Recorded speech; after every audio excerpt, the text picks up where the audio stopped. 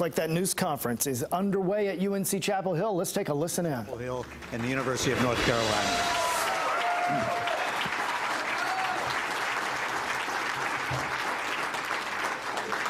Absolutely outstanding that you've accepted the invitation to return. We cannot thank you enough.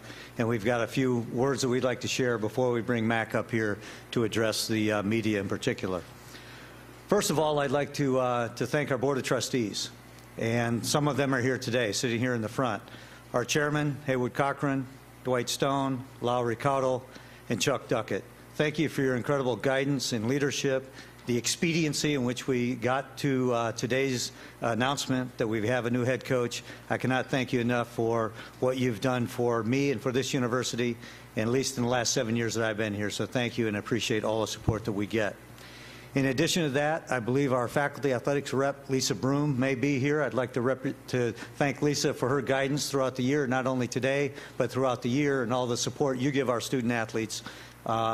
Leslie Parise, the chair of the faculty at the University of North Carolina. I'm not sure if Leslie's here, but she does an incredible job with all of our faculty in trying to communicate all the issues associated with our campus, including athletics.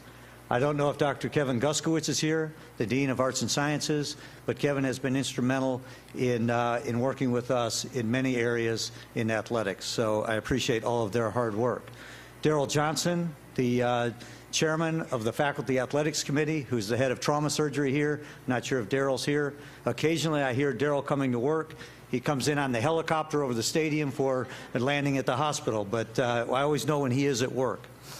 In addition to those folks, I'd also like to thank our General Counsel's office. Mark Merritt and Steve Cady have worked around the clock to get to this point where I had a document that I could present to our Board of Trustees to get Mack back as our head football coach. In addition, Felicia Washington, our Vice Chancellor for Human Resources and Workforce Strategy and Engagement, she has been remarkable in the quick process that we turned this around this time. In addition, our staff in athletics, Rick Steinbacher, Martina Ballin, Vince Illy, Dwight Hollier, and Robbie Pickerel did a remarkable job in the last 48 hours assisting me in the logistics and in the thought process of how to go about doing this and how to get such an incredible coach and wife back to campus. So thank you very much. A little bit about Mack. I met Mack in 1997. I came down here to visit. The Keenan Center was just built at the opposite end. I met the most positive, enthusiastic coach I've ever met in my life. It left an indelible mark on me and his enthusiasm of what this place meant to him. In 2011, when the AD job came open, the first person I called about this job to get information and to learn about it was Mack. That same enthusiasm, that many years later, was still there. I could hear it in his voice about the excitement of the place, the people, the tradition, the history, the coaches that were here. It was something that just made me think, boy, if I ever had that opportunity, that's something that would be great for me. I got the job. Somehow, some way, the Board of Trustees had no idea what they were doing, but I do appreciate the opportunity. So I get here in November, and then I turn back to Mack, and I said, Mack, I'm looking for a head coach. Do you have any advice or guidance? We talked a lot about Larry. We hired Coach Fedora. He did a remarkable job in a very difficult period of time, and I'm delighted that I can call Larry a friend. I've never been around anybody that handles adversity better than him. He's incredibly professional, and talking to him on Sunday was a very difficult thing for me to do, to let him know that I'd made a decision that we were going to go in a different direction with our head coach. The same way he coaches his team in dealing with adversity and dealing with bad news, he took it with incredible respect and dignity, and it was a learning experience for me in how to handle tough situations. And I have the utmost respect for him and admiration for his family. But now's the time to talk about our future and Mack and what he brings back to the University of North Carolina. You've seen all of his accolades: national championship, incredible winning percentage, going into the College Football Hall of Fame next year. All of those things are laid out in his bio. But what is incredibly important to me is his relationship with players, his relationship with coaches, his relationship with high school coaches, And that's what I'm so excited about, having him back on campus. In addition to that, Mack he has won a national championship in football. He's joining 9 other coaches on our staff who have won national championships. Coach Williams, just most recently in 2017. Coach Shelton, last week in field hockey, just won her 7th. And Anson Dorrance is now competing this weekend for his 23rd national championship. So it is that group of coaches that he joins that I have the incredible honor to work with each and every day. So without any further ado, I would like to turn the podium over to our Chancellor, and she can introduce our new head football coach. But please welcome Chancellor Carol FOLT.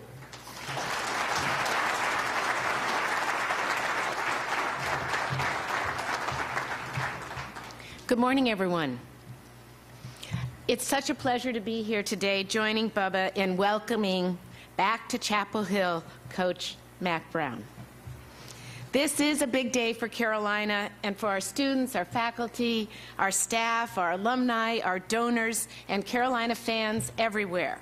Today, of course, we are welcoming back a coach who in his 10 previous seasons with us built a winning football program that reflected the values, the culture, and the commitment to excellence that we aspire to in everything we do here at Carolina.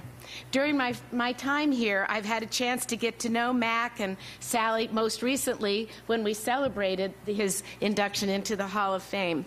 And I, too, have really admired his incredible commitment to the success of our student athletes. Looking at the panel that we celebrated that day, it came so clear to me. And also his deep passion for the game of college football. And I also want to join all of you in welcoming all the Browns. His wife, Sally, of course, many of you already know her. She's already been a big contributor to our community in so many ways. So we're so happy to have you back again, Sally. And their children, Barbara, Chris, Matt, and Catherine. We absolutely hope you feel like it's welcome back home. UNC Chapel Hill just celebrated its 225th anniversary.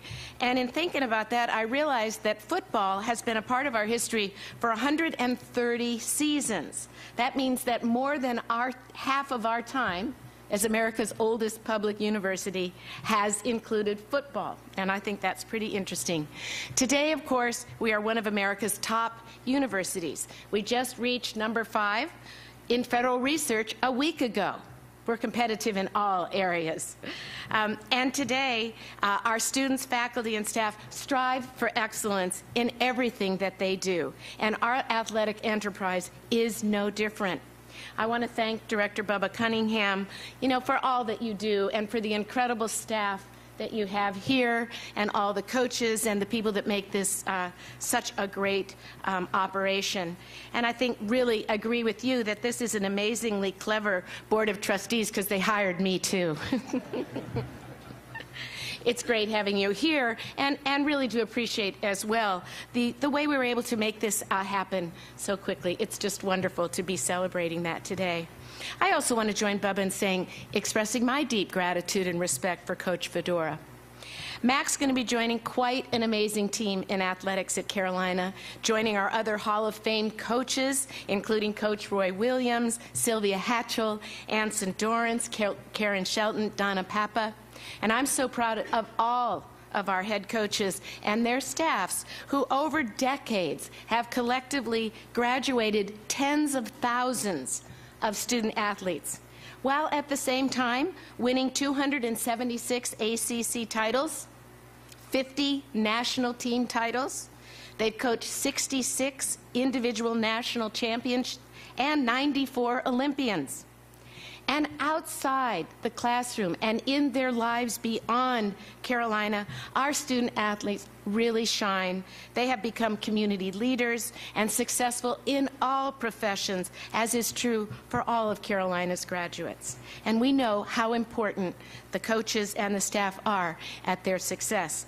Just a few weeks ago, we celebrated Karen Shelton's 7th national championship. I'm going to be there when the soccer team competes in their 28th Women's Soccer Final Four appearance, and we're all going to be cheering them all on. It's an exciting time time to be here and to be part of athletics. So, Mack, you are returning to a wonderful community that is welcoming you with open arms and agrees with you that we are all dedicated to making our student athletes thrive. I know that is top of mind for you and having a really successful football program. So welcome back, welcome home, and why don't you come up to the podium and I will hand you maybe your first game ball.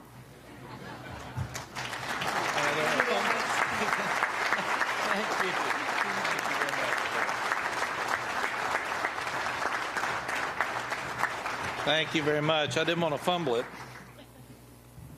Take care of it. Sally and I are very excited to be here. We've looked at different opportunities over the last few years, and Sally and I would sit down, and it didn't seem to be the fit. Wasn't where we wanted to live.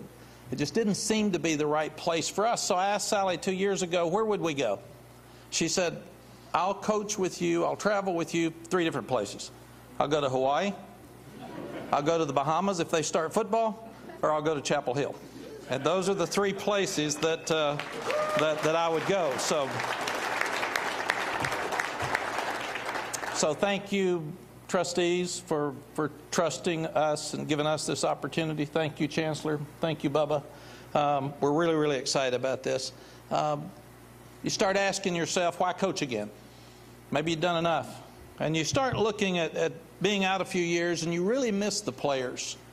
You miss the relationships with the players. And you miss, as I look over to Dwight Hollier, and Rick Steinbacher, and Corey Holliday, and Clint Gwaltney, you miss having a piece of their lives and being so proud of them. When we came back for the Hall of Fame celebration in August, to see so many players, and Sally was talking about doctors and lawyers and guys who had been successful in so many areas, and just to think that you had a little piece of that success is something that's really, really special.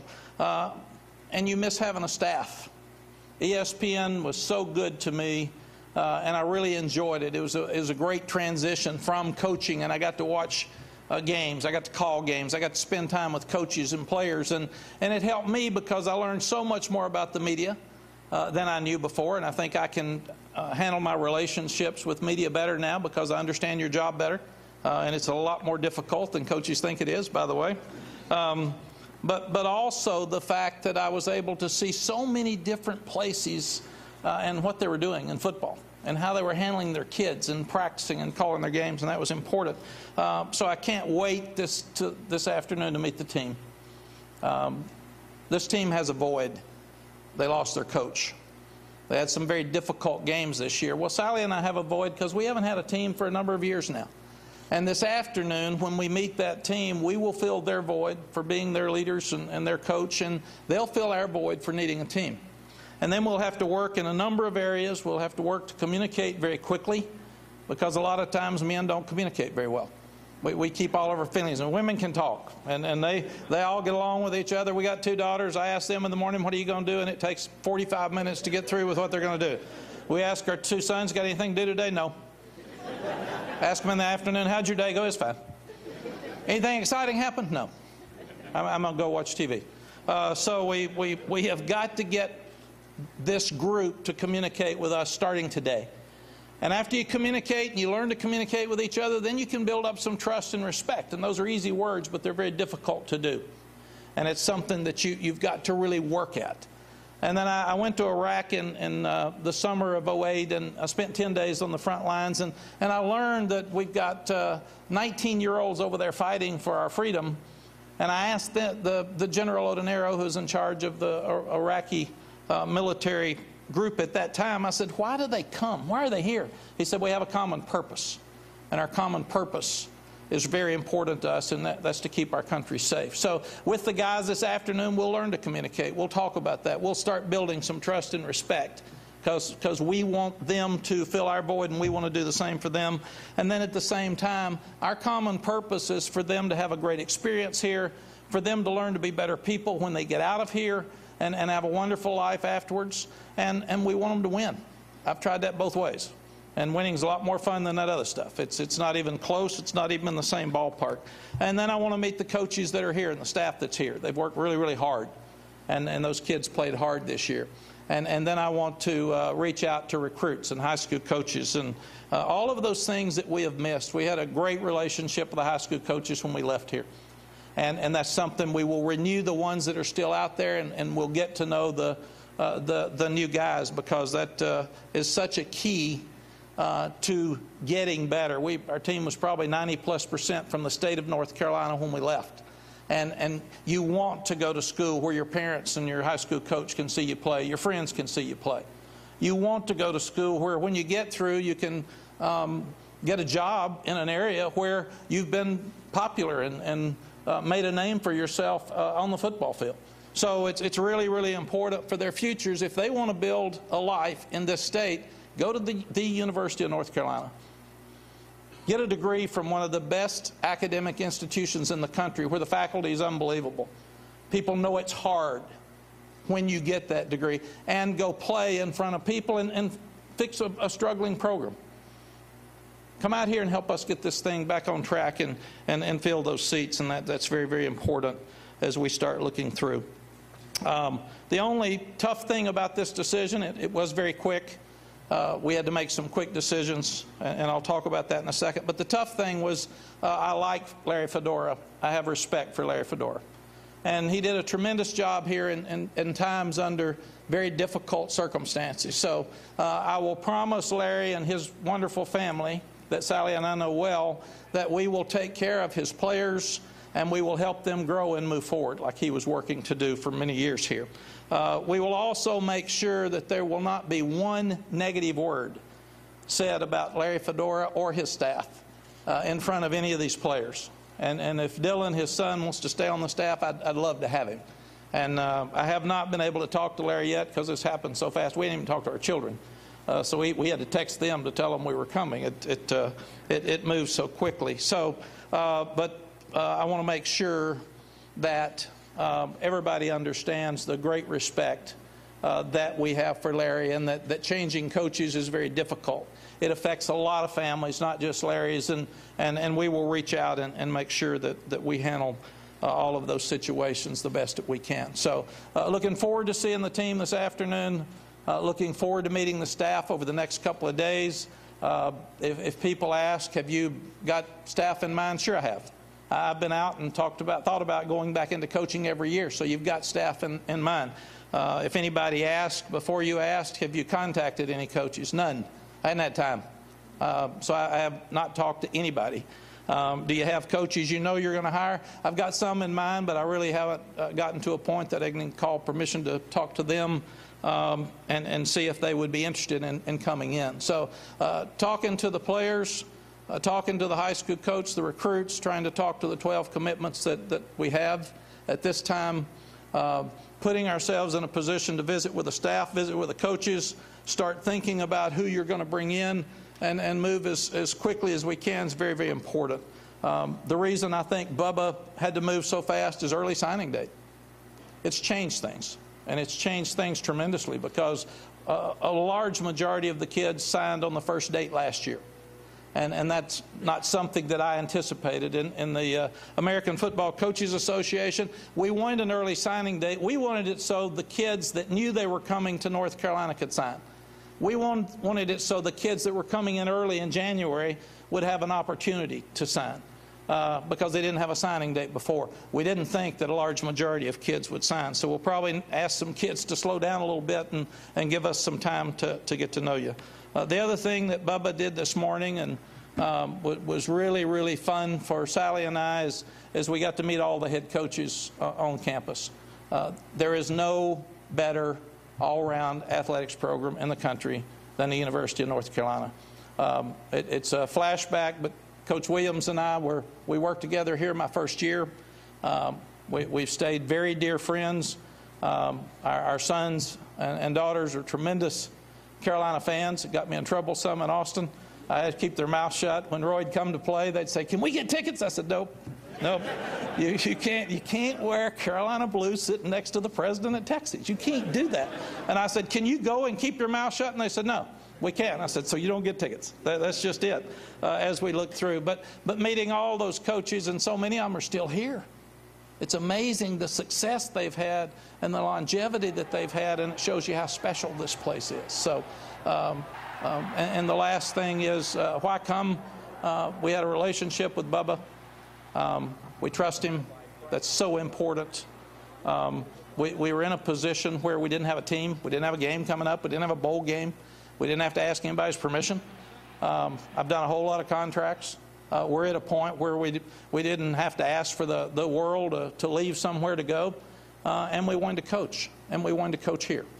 And Sally was kind of cutting up about Hawaii and the Bahamas. This is really true. This is the only place that we would have gotten back in coaching to do because the place is so special to us. We love challenges, and with this opportunity that the trustees and the chancellor and Bubba have given us, it gives us an opportunity to fix things, and we love to fix things. So, Steve, any questions? So we have two microphones. Matt, asking you wait for the microphone, get the microphone, I'll call on you. Well, the hashtag certainly says it all. Mack is back. Mack Brown, after 21 years, back as the head coach of the Carolina Tar Heels. If you want to continue watch that news conference, you can do so at CBS17.com and our app where we are streaming it. We'll be right back.